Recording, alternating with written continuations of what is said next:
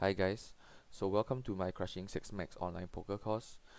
The things that you'll be learning here will be mostly related to 100 big blinds, 6 max cash games, mostly online. But of course, most of the skills that you'll be learning here can be translated into 50 BBs or even 150 BBs deep stack cash games. Alright, so before we start on the course officially, I'll just give a short introduction about myself.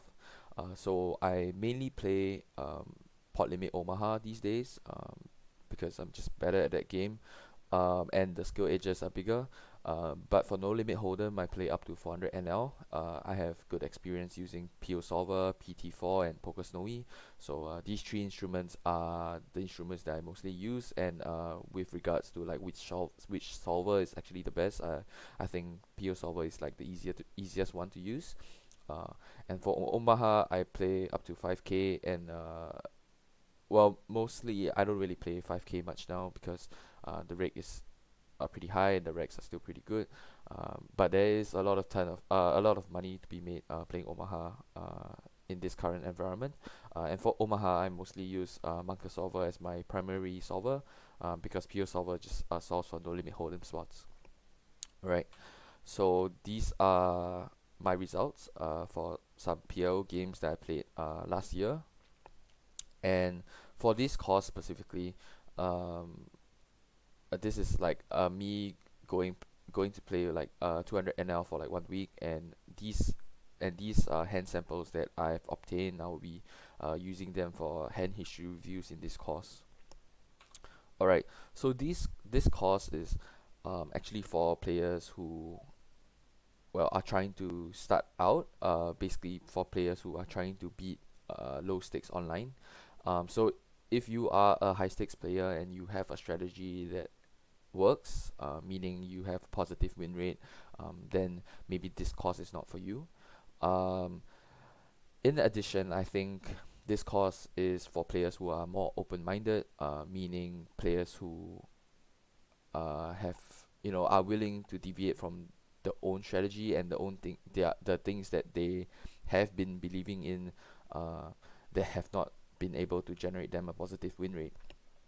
And it's important to have an open mind because I feel like maybe copying a strategy that has worked for a person like me playing professionally might be better for you. So if you are a low to mid stakes online player, this course will probably be very beneficial for you in moving up to maybe like 50 or 100 NL. And even for live game players, I think there is no worry that this course might not be applicable to you because from what I know and from what most people have been saying, online games have always been tougher than live games. In live games, maybe a 200 NL game in a live setting might be the equivalent of like a 25 NL game online. So in this course,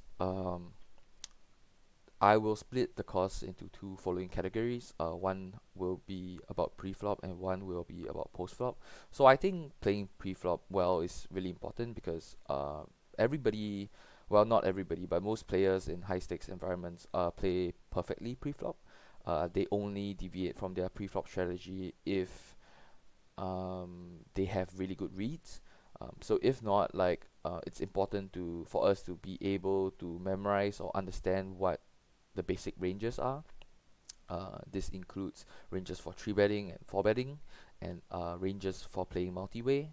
And of course, the last and most important thing is to make adjustments if we maybe face a very strong regular or a player who is slightly weaker. So yeah, these are all important things for pre-flop. As for post-flop, I'll be talking a bit about the category rule in the next session. And there is some stuff I would like to talk about for the difference between playing in position and out of position. Bet sizing is an important thing as well. And I think what most students are curious about is, well, how do I play the flop, turn, and river? So it's really hard to talk, a lot about these things in a short 1 or 2 hour course. So I will just be giving a basic rundown of what you can expect to learn or what you can expect to, of like what thought processes you have when you are evaluating your hand on every street.